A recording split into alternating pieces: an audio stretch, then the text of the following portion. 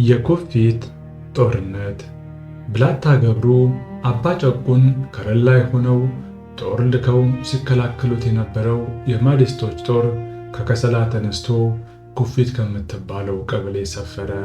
ወዲያውም ምሽጉን ሰርቶ ጦሩንና ስንቁን አስገብቶ ካበቃ በኋላ እዚህ ድረስ እንደማትመጣ አረጋግጫለሁና ካለሁበት ድረስ መጣሁብህ ብሎ ድጋሚ መልእክት ለራስ አሉላ ሰደደ። አሉላም ኩፊት ድረስ መምጣትን ሰምቻለሁ፣ እንኳን ወደፊት መጥተህ ወደ ኋላም ብትፈረጥጥ አታመልጠኝም ብለው ላኩበትና ከአስመራ ከደን ገቡ። ራስ አሉላም ከደን ሆነው ሰራዊታቸውን በአዋጅ አስከትተው ካዘጋጁ በኋላ የማዲስቶችን ሰፈርና አሰላለፍ አጥንተው ላቸው የሚመለሱ 10 የሚሆኑ ፈረሰኞች አስቀድመው ሰደዱ። እነዚያም ፈረሰኞች ኩፊት ደርሰው ሁኔታውን አጥንተው ኩፊት ላይ የመሸገው የድርቡሽ ጦር ከ3000 እንደማይበልጥ አረጋግጠናል ብለው ሲነግሯቸው ራስ አሉላም የለበጣ ፈገግታ አሳያቸውና እንዴት ቢንቀኝ ነው 3000 ጦር ብቻ ይዞ የመጣው? ቢሆንም የጠላት ትንሽ የለውምና እንዳመጣጡ እንሂድበታ አሉ። ከዚያም ቀጥለው ሰራዊታቸውን በ3 ዘርፍ ከፈሉት።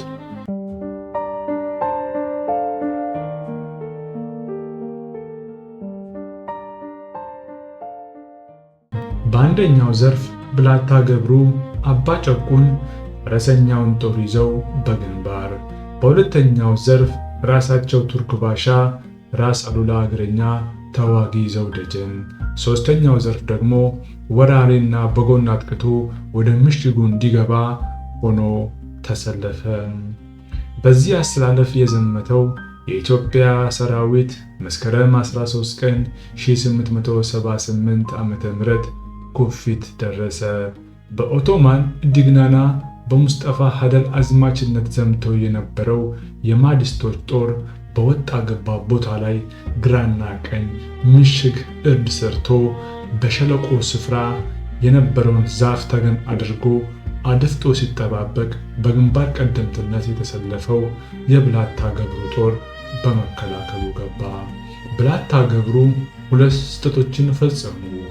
አንደኛው የቦታው ተፈጥሮ አቀማመጥ በርከት ያለ ሰራዊት ሊይዝ እንደሚችል ያለመገንዘባቸው ሲሆን፣ ሁለተኛው ደግሞ አንድ ጊዜ አጥቅተው ወደ ኋላቸው እንዲያፈገፍጉና መልሰው ቦታ ይዘው ጠላት ከእርዱ ወጥቶ እንዲገጥም ማስገደድና ማባበል ዋና ስልታቸው እንዲሆን ከራስ አሉላ የተሰጣቸውን ትዕዛዝ ችላ ብለው ፊት ለፊት እርድ ውስጥ ገብቶ ከሚጠባበቅ ጦር ጋር መቅጠማቸው ነበር።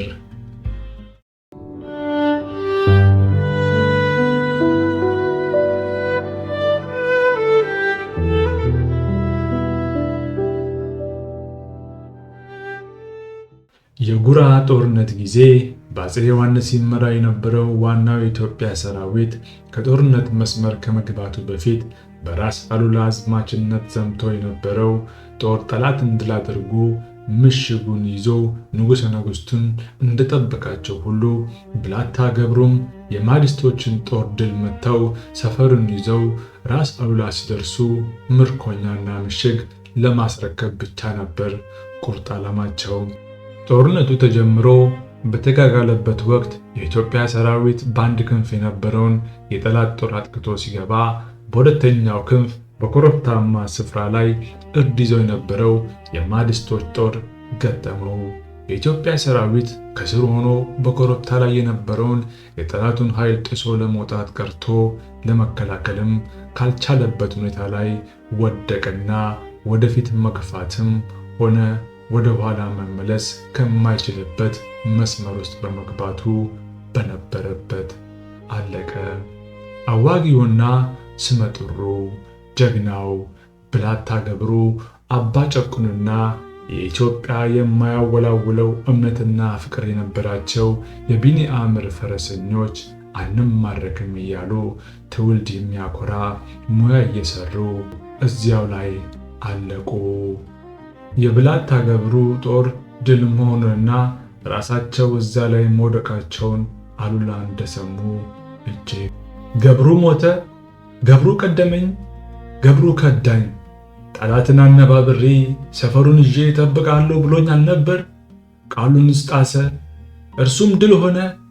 የልጄን የወዳጄን የታማኜን የገብሩንና የጀግኖቹን ወታደሮች ደም ሳልመልስ በቀር መሬት ትክዳኝ፣ ትውልድ ይታዘበኝ ብለው አሉላ ሰራዊታቸውን አሰልፈው ከጦርነት ገቡ።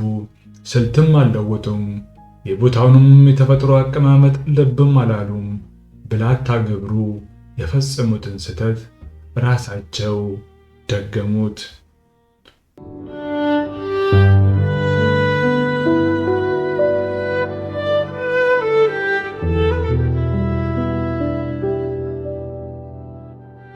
በከፍተኛ ኮረብታዎች ላይ የነበረው የማህዲስቶች ሰራዊት በከፍተኛ ቆራጥነትና ሲቃ ማጥቃት ጀመረ። የራስ አሉላም ጦር ድል ሆነና ተበታተነ። ፈረሳቸው በጥይት ተመቶ ራሳቸውም ወደቁ። ወዲያው ከታማኝ አሽከሮቻቸው ጋር ሆነው ከተጋጋለው ውጊያ ወጥተው አልባሌ ሰው መስለው ለመጀመሪያ ጊዜ ሸሹና ከአንድ ኮረብታ ላይ ወጡ። በሰራዊታቸው መካከል ራስ ሞቱ የሚል ወሬ ተሰራጨበትና በየአቅጣጫው ተበታተኑ። እርግጥ ቆስለው ነበር። ፈረሳቸው መሞቱም እርሳቸው መቁሰላቸውም የተመለከቱ ሞቱ ብለው በማረታቸውና በመደናገጣቸው ሰራዊታቸው ተበታተነ። ራስ አሉላ ከጦርነት መስመር ራቅ ብላ በነበረችው ተራራ ላይ ከወጡ በኋላ እራፊ ጨርቅ ከጎናቸው ላይ አስረው ሲፈስ የነበረውን ደማቸውን አቆሙት። ቀጥለውም እንግሊዞች በሸለሟቸው የሩቅ መመልከቻ መነጽር የጠላትን ወረዳ ተመለከቱት። ለካስ ተሳስተናል። ለካ ድል ያደረገን የኛው ስህተት ኖሯል። በዚያ ቦታ ላይ የመሸገው ጠላት ብዛቱ ከሰማነው ሰላይ የሚሆነው ከላይ እስከ ታች ከወዲህ ከአግድመቱ ጀምሮ ወታደር ከሰፈረበት ብዛቱ እጥፍ ነው የሚሆነው። 3000 ብቻ አይሆንም።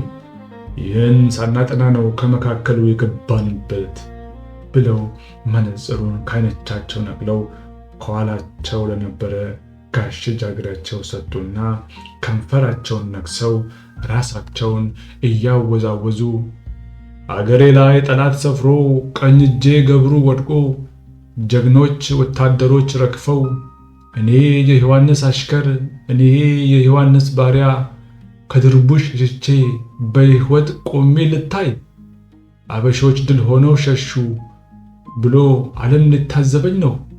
አይታሰብም ብለው ተቀምጠውበት ከነበረው ድንጋይ ላይ ተነሱ።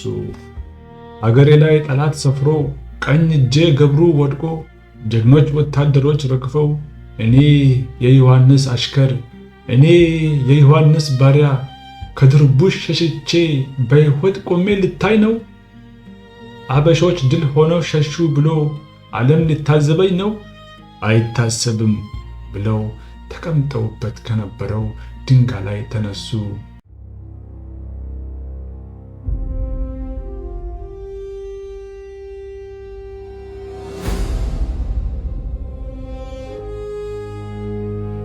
ገብር ገብር ገብር ገብር ነጋሪቱ ተጎሰመ። ክተት ክተት ክተት መለከቱ ተነፋ። ከዚያም በኋላ የተበታተነው ሰራዊት ወደዛች ኮረብታ ተሰበሰበ።